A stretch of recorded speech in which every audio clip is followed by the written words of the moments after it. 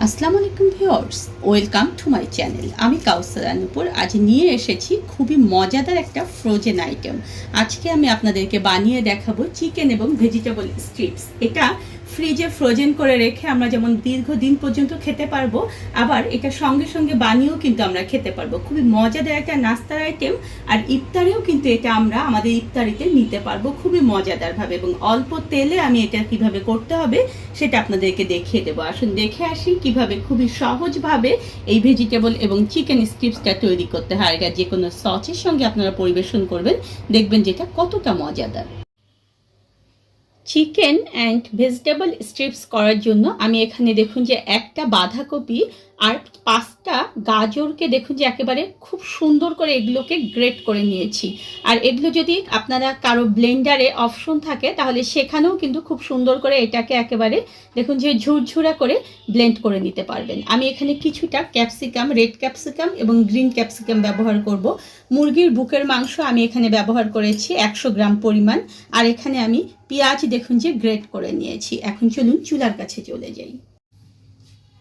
চুলায় দেখুন যে আমি ফ্যান প্যান গরমে উঠিয়েছি, আর এখানে আমি 2 টেবিল চামচ পরিমাণ তেল দিয়ে দিলাম।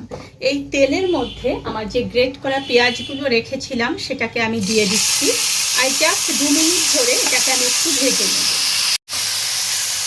পেঁয়াজগুলো দেখুন যে আমি 2 মিনিট ভেজে নিয়েছি। এখন আমি যে চিকেনটাকে একেবারে কিমা করে রেখেছি সেটা জাস্ট এখানে আমি দিয়ে দিচ্ছি, আর একে একে এখানে আমি মশলা দিয়ে দিচ্ছি। আমি হাফ চা চামচ পরিমাণ দেখুন যে এখানে শুকনো মরিচের গুঁড়ো দিয়ে দিলাম, 1 চা চামচ পরিমাণ লবণ দিয়ে দিলাম। পরবর্তীতে যখন ভেজিটেবল অ্যাড করব তখন এখানে কিন্তু আমি আবার লবণ অ্যাড করব, কারণ একবারে লবণ অ্যাড করাটা আসলে অনেক সমস্যা, দেখা যায় অনেক সময় কম বেশি হয়ে যায়।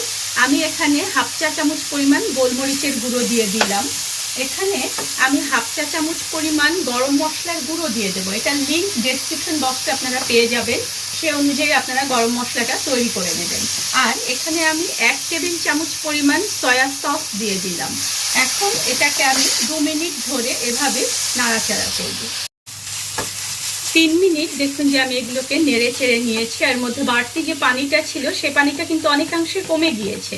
এখন 1 টেবিল চামচ এখানে আমি আদা বাটা দিয়ে দিলাম, আর 1 টেবিল চামচ আমি রসুন বাটা দিয়ে দিলাম। আমি কিন্তু ফার্স্ট এগুলো দিলাম না এই কারণে যে এই যে একটা ফ্লেভার, এই ফ্লেভারটা যেন আমার ভেজিটেবলের মধ্যে যায়। আর প্রথম যদি দিতাম তাহলে ভাজার পরে এই যে ফ্লেভারটা কিন্তু চলে যেত। এখন আমি যে ভেজিটেবলগুলো গ্রেট করে রেখেছিলাম সেগুলো এর মধ্যে দিয়ে দিচ্ছি, আর জাস্ট কিছুক্ষণ আমি এগুলোকে একটু 3 থেকে 4 মিনিট ধরে একটু নাড়ব। 5 মিনিট এটাকে আমি একটু নেড়ে চেড়ে নিয়েছি। এখন আমি কিন্তু প্রথম মুরগি অনুযায়ী লবণ দিয়েছিলাম, এখন আমি ভেজিটেবলের যেটুকু লবণ দরকার ঠিক ততটুকু লবণ দেবো। আবার এখানে আমি 1 চা চামচ পরিমাণ লবণ দিয়ে দিলাম, হাফ চা চামচ পরিমাণ গোলমরিচ দিয়ে দিলাম, আর আমি যে কেটে রেখেছিলাম ক্যাপসিকামগুলো সেই ক্যাপসিকামগুলো আবার এর মধ্যে মিলিয়ে দিলাম, এবং এটাকে আবার আমি 3 মিনিট ধরে একটু নেড়ে চেড়ে নেব।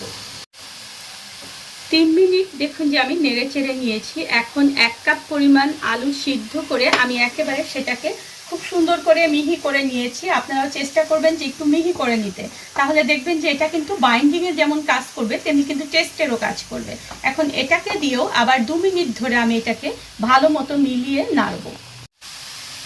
ভালো মতো দেখুন যে আমার এটা মিশে গিয়েছে। এখন এখানে আমি ধনিয়া পাতা দিয়ে দেব ফ্লেভারের জন্য। কেউ যদি ধনিয়া পাতার ফ্লেভার পছন্দ না করেন তাহলে সেক্ষেত্রে এটা আপনার স্কিপ করে যাবেন। এখন আমি দেখুন যে অল্প একটু পানির মধ্যে 2 টেবিল চামচ পরিমাণ কর্নফ্লাওয়ার মিলিয়ে নিয়েছি একেবারে ভালো করে। এখন এই কর্নফ্লাওয়ারটা চারপাশে এভাবে দিয়ে এটাকে আমি আবার নেড়ে চেড়ে নেব 2 মিনিট ধরে। একটু দেখুন যে আমি মিলিয়ে নেওয়ার পরে আমি এখানে 3 টেবিল চামচ পরিমাণ টমেটো সস দিয়ে দিলাম। আমি কিন্তু আমার ইনগ্রিডিয়েন্টস ঠিক যতটুকু সে অনুযায়ী সস মিলাচ্ছি, আর এই অবস্থায় আপনারা দেখে নেবেন আপনাদের আর এখানে লবণ লাগবে কিনা।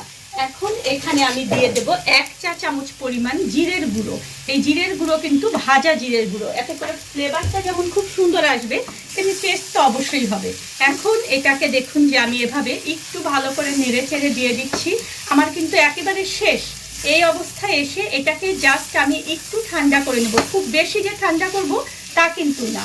এটাকে আমি একটু ঠান্ডা করে নিয়ে তারপরের যে প্রসেসটা সেটা আপনাদেরকে দেখিয়ে দিচ্ছি।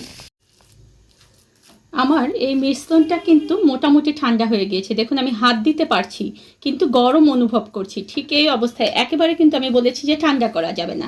এখন দেখুন যে আমি কেকের একটা মোল্ড 10 ইঞ্চি বাই 10 ইঞ্চির মোল্ডে দেখুন যে এভাবে করে পলিথিন বিছিয়ে নিয়েছি। আপনারা যদি পলিথিনের বদলে পলি র্যাপার দিতে চান সেটাও করতে পারবেন।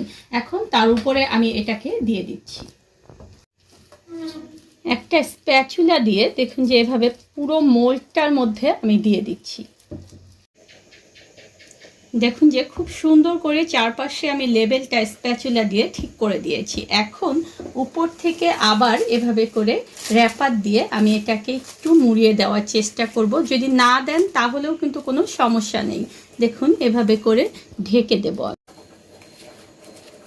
ভালো করে দেখুন যে আমি এটাকে মুড়িয়ে দিয়েছি। এখন এটাকে আমি ডিপ ফ্রিজে রেখে দেব 2 ঘন্টার জন্য। 2 ঘন্টা পরে এটা যখন সেট হয়ে যাবে তারপরে প্রসেসটা আমি দেখিয়ে দিচ্ছি। ফ্রিজে এটাকে 2 থেকে 3 ঘন্টা আমি রেখেছিলাম। দেখুন আপনারা ঠিক ফ্রিজের টেম্পারেচারের উপর এটা নির্ভর করবে। ঠিক যখন দেখবেন যে এটা শক্ত হয়ে সেট হয়ে গিয়েছে, খুব বেশি শক্ত না কিন্তু দেখুন আমি নাড়ছি, এটা কিন্তু খুব বেশি শক্ত না, ঠিক এই অবস্থায় এটাকে বের করে নিয়ে আসবেন। আর আমাদেরকে একটা ব্যাটার তৈরি করতে হবে। তার জন্য দেখুন যে একটা বাটি নিয়ে নিয়েছি আমি, আর এখানে আমি নিয়ে নেব 1 কাপ পরিমাণ ময়দা। এখানে কিন্তু আপনাদেরকে ময়দাটাই ব্যবহার করতে হবে। আর এর মধ্যে আমি দিয়ে দেব হচ্ছে 1/2 চা চামচ পরিমাণ বেকিং পাউডার। দেখুন 1/2 চা চামচ বেকিং পাউডার, আর 3 টেবিল চামচ পরিমাণ আমি এখানে কর্নফ্লাওয়ার দিয়ে দেবো। তাহলে দেখবেন যে এটা অনেকটা ক্রিস্পি হবে। কেউ যদি কর্নফ্লাওয়ারটা স্কিপ করতে চান তাহলে সেটা করতে পারবেন, কোনো সমস্যা নেই, শুধু ময়দা দিয়েও এটা করা যাবে। তবে কর্নফ্লাওয়ার দিলে অনেক বেশি ক্রিস্পি হয়। আর এখানে আমি দিয়ে দেব 1/2 চা চামচ পরিমাণ দেখুন যে কালো গোলমরিচের গুঁড়ো। এখানে আপনারা সাদা গোলমরিচের গুঁড়োটাও ব্যবহার করতে পারবেন। আর 1 চা চামচ পরিমাণে আমি এখানে দিয়ে দেব লবণ। লবণটা একটু স্বাদ অনুযায়ী দেবেন, একটু চেখে দেখবেন পরবর্তীতে যে লবণ আর লাগবে কিনা। এখন দেখুন যে 1 কাপ পরিমাণ পানি নিয়ে আমি প্রথম এখানে 1/2 কাপ পরিমাণ পানি দিয়ে দিচ্ছি। দিয়ে এটাকে আমি একটু গুলে নেব, একটু তরল ব্যাটার তৈরি করব এটা আমরা। পুরো দেখুন যে আমি এখানে 1 কাপ পরিমাণ পানি দিয়ে দিয়েছি। এখন আবার 1 কাপ পানি নিয়ে আবার আমি এখানে 1/2 কাপ দিলাম, মানে 1.5 কাপ পরিমাণ পানি দিলাম। দিয়ে এটাকে আমি একটু গুলিয়ে নেব ভালো করে, তারপরে দেখব আমার আর পানি লাগবে কিনা। পুরো 1.5 কাপ পরিমাণ পানি কিন্তু আমার এখানে লেগেছে ব্যাটারটা তৈরি করতে। দেখুন যে খুব সুন্দর করে এটাকে মিক্স করে আমি একটা ব্যাটার তৈরি করে রাখলাম। এখন আমি এটাকে একটা কাটার বোর্ড দিয়ে দেখুন যে এর উপরে উল্টিয়ে দেব, এবং এর উপরে যে র্যাপারগুলো দিয়েছিলাম দেখুন যে সেগুলো আস্তে করে এভাবে তুলে নেব। নিয়ে এটাকে আপনি ঠিক কী শেপে কাটতে চান ঠিক সেই শেপ দিয়ে এটাকে আপনারা কেটে নেবেন। আমি দেখুন যে এরকম লম্বাটে করে কেটে নিয়েছি। এখন একটা করে স্ট্রিপ এভাবে হাতে নিতে হবে, নিয়ে ঠিক ব্যাটারের মধ্যে দেখুন যে আমি ডুবিয়ে দিচ্ছি। আর এখানে দেখুন যে আমি ব্রেড ক্রাম্ব নিয়েছি। আমার চ্যানেলে দেখবেন যে কিভাবে ব্রেড ক্রাম্ব তৈরি করতে হয় তার কিন্তু একটা ভিডিও রয়েছে। ঠিক ব্রেড ক্রাম্বের মধ্যে এটা খুব সুন্দর করে দেখুন যে গড়িয়ে দিতে হবে, এবং সব জায়গায় যেন ব্রেড ক্রাম্ব লাগে ঠিক সেভাবে চেপে চেপে একটু দেবেন। দিয়ে এটাকে আপনারা এভাবে করে রেখে দেবেন। ঠিক এই অনুযায়ী আমি সবগুলোকে বানিয়ে নেব দেখুন। এবং এগুলো ফ্রিজিং করে রাখার জন্য আমি একদম ফ্রিজে ঢুকিয়ে দেব, যাতে করে ফ্রিজে এগুলো একেবারে খুব সুন্দরভাবে শক্ত হয়ে যায়। তাহলে আপনারা যে কোনো জিপার ব্যাগ কিংবা যে কোনো বক্সে করে এটা সংরক্ষণ করতে পারবেন, এবং ঠিক যখন প্রয়োজন তখনই আপনারা এটা ভেজে নিতে পারবেন। ঠিক এরকম দেখুন যে সব কিছু দিয়ে কোট করে এটাকে আমি ডিপ ফ্রিজে রাখবো ফ্রিজিং হওয়ার জন্য। যখন দেখবেন যে একদম শক্ত হয়ে যাবে তখন আপনারা এটা জিপার ব্যাগে ভরে রাখবেন। 3-4 ঘন্টা পরে এগুলোকে আমি ফ্রিজ থেকে বের করে নিয়ে আসলাম। এখন দেখুন যে এরকম এয়ারটাইট বক্স কিংবা জিপার ব্যাগ যে কোনো কিছুর মধ্যে, কিংবা নর্মাল পলিথিন যেটা পরিষ্কার রয়েছে আপনার ঘরে, ঠিক সেটার মধ্যে এটা সংরক্ষণ করতে পারবেন। আর ঠিক যখন প্রয়োজন তখনই আপনারা এটা অল্প তেলে ভেজে নিতে পারবেন। আমি এখন আপনাদেরকে ভেজে দেখাচ্ছি যেটা ভাজার পরে কতটা সুন্দর হয়। ঠিক যখন ভাজবো তখন যে ডিপ ফ্রিজ থেকে আমার ঠিক যতগুলো প্রয়োজন আমি ততগুলো স্ট্রিপ বের করে নিয়ে আসবো, এবং চলুন আমরা ভাজতে চলে যাই। চুলায় তেলটা যখন দেখুন যে আমার একটু হালকা গরম হয়ে যাবে, তখন আমার স্ট্রিপগুলো আমি দিয়ে দিচ্ছি। এগুলো কিন্তু খুব বেশি ডুবো তেলে যে ভাজতে হবে তা কিন্তু না। এবং সব সময় মনে রাখবেন যে ফ্রিজিং কোনো কিছু কিন্তু একেবারে অল্প আঁচে ভাজতে হবে। আঁচ কমিয়ে দিয়ে দেখুন যে স্ট্রিপগুলো খুবই অল্প আঁচে একটু উল্টিয়ে পাল্টিয়ে ভাজবেন, তাহলে কিন্তু এটা খেতে অনেক ভালো লাগবে আর একেবারে ভিতর পর্যন্ত খুব সুন্দর কুক হবে। ঠিক যখন দেখুন যে এরকম সুন্দর একটা কালার চলে আসবে, ঠিক তখন আপনারা আপনাদের স্ট্রিপগুলোকে তুলে নেবেন। যে কোনো সসের সঙ্গে আপনারা এটাকে পরিবেশন করবেন, আর এটা এত মজাদার, আপনারা এটা নাস্তা হিসেবে কিংবা ইফতারি যে কোনো আইটেমের সঙ্গে কিন্তু এটা রাখতে পারেন।